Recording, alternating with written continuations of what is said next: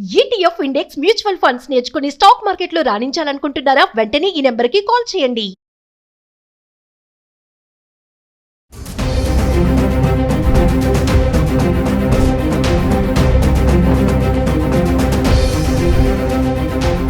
Hi hello నమస్తే, welcome back to Suman TV. ప్రస్తుతం మనతో పాటు ఉన్నారు analyst and TEDx speaker Nandi Rameshwar Rao గారు. సార్తో మాట్లాడదాం.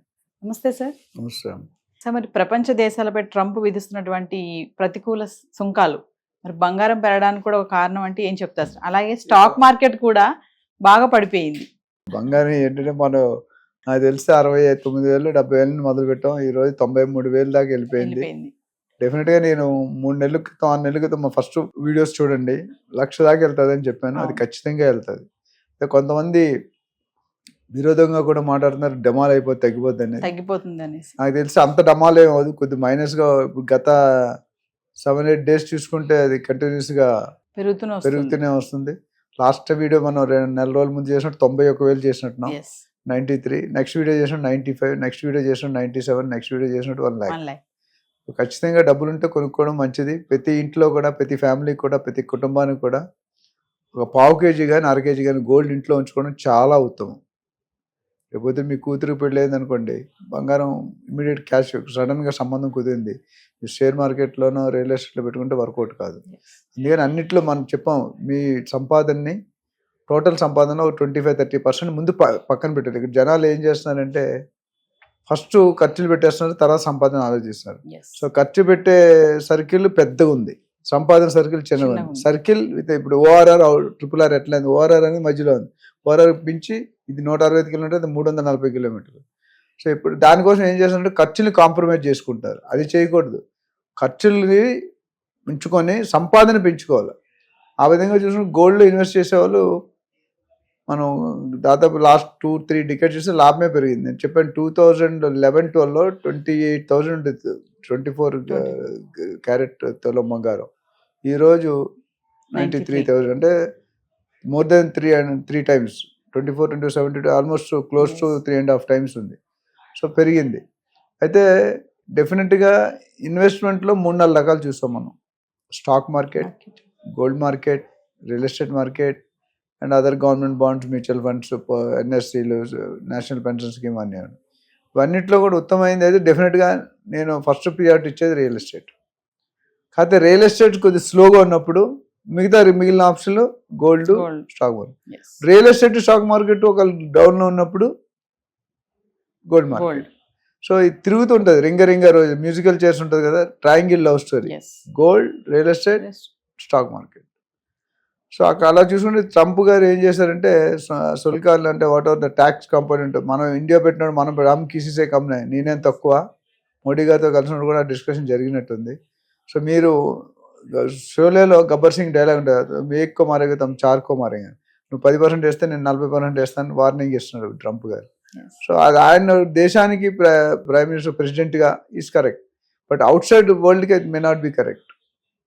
మీకు అర్థం ఉందా? ఆయన దేశం ప్రకారం చూసుకుంటే ఆయన ప్రెసిడెంట్ కాబట్టి ఆయన దేశాన్ని ఆయన ప్రొటెక్ట్ చేసుకోవాలి, ఆయన దేశానికి సంపత్తి సృష్టించారు కాబట్టి కరెక్టే. But one country with so many hundreds of countries, వాళ్ళ ఎగ్జిస్టెన్స్, వాళ్ళతో రిలేషన్ కూడా చూసుకోవాలి కదా. మీరు చూసుకుంటే నేను చాలాసార్లు చెప్పాను, ఐ థింక్ నాకు తెలిసి వరల్డ్లో the highest authority is US president. దానికి మించి పెద్ద పొజిషన్ లేదు. అలాంటి ఆయన నరేంద్ర మోడీ గారు వెళ్ళినప్పుడు కుర్చీ లాగి కూర్చోబెట్టాడు. అదే కాదు, కుర్చీ లాగేది ఏ ఆఫీస్ బాయో మేనేజర్ అయి ఉంటాడు, కానీ హైయెస్ట్ లెవెల్లో ప్రెసిడెంట్ అయి ఉండి కుర్చీ లాగి కూర్చోబెట్టాడు. అది సినిమానా ప్రేమనా అవి మనం ఎలాగైనా పర్సీవ్ చేసుకోవచ్చు. But is come down. ఒక ఆయన యాంకర్ క్వశ్చన్ అడిగాడు, ప్రైమ్ మినిస్టర్ గారు నరేంద్ర మోడీ గారు పెద్ద టాపా, US ప్రెసిడెంట్ డొనాల్డ్ ట్రంప్ గారు టాప్? ట్రంప్ గారే చెప్పాడు, నేను కాదు నరేంద్ర మోడీ గారు అని. దానికి ఇమేజ్ ఉంది. మోడీ గారు కూడా has created a history, 3 times CM 3 times PM అనేది. అంటే 30 సంవత్సరాలు ఆయన పవర్లోనే ఉన్నాడు. ఆయన వయసులో మేబీ 70 ఎంత ఉంటాయి, 75 ఉంటాయి. So more than 50% is in power, that too top most position, CM of Gujarat and president prime minister of India. So ఆ విధంగా చూసుకుంటే ఈ ట్యాక్స్లు అనేది డెఫినెట్గా there is an impact on the other segments. ట్యాక్స్లు తగ్గినప్పుడు ఏంటంటే షేరింగ్ మార్కెట్ పడిపోయి కొద్ది స్లో డౌన్ అవుతుంది. స్లో డౌన్ అయినప్పుడు షేర్ వాల్యూ పెరగదు. ఇప్పుడైతే టర్న్ ఓవర్ ఎక్కువ అవుతుందో ప్రాఫిట్స్ ఎప్పుడు వస్తాయి? మనం టర్న్ ఓవర్ చేయాలి. టర్న్ ఓవర్ ఎప్పుడు అవుతుంది? ట్యాక్స్లు తక్కువ ఉండాలి. ట్యాక్స్ నేను ఒక ఎగ్జాంపుల్ చెప్తాను. రీసెంట్గా నేను 2008-9లో ఒక సోనీ టీవీ కొన్నాం. అప్పట్లో 78,000, అది 40 ఇంచెస్ సైజు. ఇప్పుడు నేను లాస్ట్ వీక్ రీసెంట్గా ఒక టీవీ కొన్నాం 55 ఇంచెస్, అంటే 40 ఇంచెస్ వేరు, 55 ఇంచెస్ వేరు. అది ఓన్లీ 55,000 60,000 ఉంది. అప్పుడు 15 years 16 years బ్యాక్ చిన్న టీవీని 75,000-80,000 కొన్నాం. దానికంటే పెద్ద టీవీ ఇప్పుడు 55,000-60,000 కొన్నాం. అంటే ట్యాక్సెస్ కాంపోనెంట్ చాలా, ఎక్సైజ్ డ్యూటీ, కస్టమ్ డ్యూటీ ఎక్కువ ఉండేది ఒకప్పుడు. 1990s-లో 2000లో చూసుకుంటే కస్టమ్ డ్యూటీ ఎక్కువ ఉండేది. దాన్ని తగ్గించుకుంటూ వచ్చారు. ఇప్పుడు దానివల్ల మనకి ఎలక్ట్రానిక్ వస్తువులు చాలా, మొబైల్స్ ఇవన్నీ కూడా చీప్. ఒకప్పుడు చాలా కాస్ట్లీ ఉండేది. సో ఆ విధంగా చూసుకుంటే ఈ ట్రంప్ ట్యాక్సేషన్ అంటే ఇండియాకే కాదు, చైనాకి, జపాన్కి, మెక్సికోకి, కొన్ని కంట్రీస్ ఉన్నాయి, కెనడాకి, ఇవన్నీ కూడా దీస్ లిటిల్ యాంటీ. అంటే మన రెవెన్యూ వాళ్ళు తీసుకెళ్ళిపోతున్నారు, వాళ్ళు మన ట్యాక్సేషన్ మనం ఎందుకు వేయకూడదు అనే ఉద్దేశంలో చెప్పాడు. నేను చెప్పిన వాటి వినకపోతే ఇప్పుడు 25% వేస్తాను, తర్వాత వీలైతే 100% కూడా వేస్తాను. నేను పెద్దాన్ని ఇప్పుడు అక్కడ తుమ్మినా ఇక్కడ తుమ్మినట్టే, అక్కడ తగ్గితే ఇక్కడ తగ్గినట్టే. సో పెద్దాన్ని చేసినప్పుడు అన్నిటికీ వర్త్, ఫ్యామిలీ హెడ్ లాగా మొత్తం ఉన్న కంట్రీస్ అన్నిటికీ హెడ్ ఎవరంటే యుఎస్ ప్రెసిడెంట్. ఇవాళ ట్రంప్ అయి ఉంటారు, రేపు సంబడి ఎల్స్ ఉంటారు.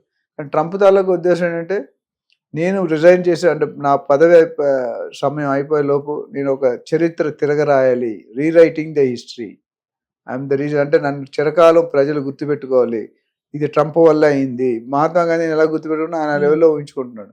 మహాత్మా గాంధీ ఇంటెన్షను, పర్పస్ వేరు, ఈయన ఇంటెన్షన్, పర్పస్ వేరు. ఆయన దేశం కోసం కష్టపడ్డాడు. ఈయన యుఎస్ కోసమా లేకపోతే ఆయన సొంతం కోసం మనకు తెలియదు. సో ఓవరాల్గా చూసుకుంటే taxation is going to spoil up to the relationship between the countries, partnership countries. Yes, exports మీద కూడా, ఎక్స్పోర్ట్స్ మీద, ఇంపోర్ట్స్ మీద ఇంపాక్ట్ పడుతుంది. అది మెయింటైన్ చేసుకుంటే బెటర్. ఇప్పుడు వీసా అనేది ఆ country personal issue, but taxation అనేది ఇట్స్ అవుట్ సైడ్. మీరు సొసైటీలో ఎదగాలంటే మీరు ఒక్కరుంటే, మీ ఫ్యామిలీ, మీ చుట్టాలు, మీ ఫ్రెండ్స్, మీ వెల్విష్ అందరూ ఉంటేనే మీరు హ్యాపీగా ఉండగలరు. ఇక్కడ ఆ పరిస్థితి కనిపించట్లేదు. అంటే టారిఫ్ ఎఫెక్ట్ సార్ ఇప్పుడు గోల్డ్, సిల్వర్, వజ్రాభరణాలు వీరన్నిటి మీద పడుతుంది అంటారా బాగా? ఒకసారి వేయడంటూ మొదలు పెడితే అన్ని ఐటమ్స్, దాని percentage rate of taxation different ఉంటుంది, పడుతుంది డెఫినెట్గా. ఒకసారి వేయాలని డిసైడ్ అయినప్పుడు నీ will put in all things.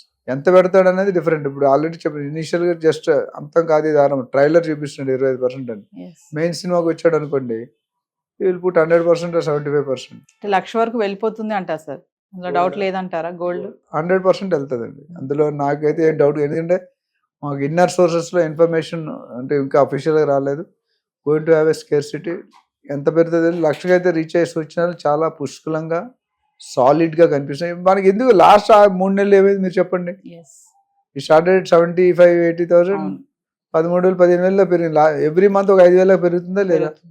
4-5,000 అయితే పెరుగుతుంది. సో ఇంకొక ఇప్పుడు మనం ఏప్రిల్లో ఉన్నాం, మేబీ జూలై ఆగస్ట్ కల్లా, అది ఇయర్ ఎండ్ కల్లా డెఫినెట్గా టచ్ అయ్యే సూచనలు కనిపిస్తుంది. మధ్యలో కొంచెం తగ్గొచ్చు, బట్ ఆల్వేస్ హెవీ లాస్ అయితే ఉండదు మీకు. ఎవరైనా కొనుక్కోవడం బెటర్. డబ్బులు ఉంటే అప్పు చేసి కొనుక్కోమని చెప్పను. తగ్గేది కొంచెమైనా, పెరిగేది మాత్రం ఎక్కువ ఉంటుంది. తగ్గుతుంది మధ్యలో, అప్ అండ్ డౌన్ అనేది కామన్ అండి. ప్రతి మనిషి 100 years అయితే 100 years పర్ఫెక్ట్ ఉండలేడు కదా. 20 years బాగుంటే మధ్యలో 2 years సిక్ అవుతాడు, మళ్ళీ పికప్ అవుతాడు, మళ్ళీ సిక్ అవుతాడు. క్రికెట్లో ఒక ఆడుతుంటారు, పడిపోతాడు. నేను చూసుకుంటే SRH వరుసగా 3 మ్యాచ్లు ఓడిపోయింది. లాస్ట్ టైం ఫైనల్స్ అన్ని మ్యాచ్లు కొట్టి లాస్ట్ మ్యాచ్ ఓడిపోయింది. యూ డోంట్ నో ఎప్పుడేమవుతుంది. ఎప్పుడు మీరే హీరోయిన్గా ఉండలేరు, నేనే హీరోగా ఉండని, మారుతూ ఉంటారు. Thank you sir.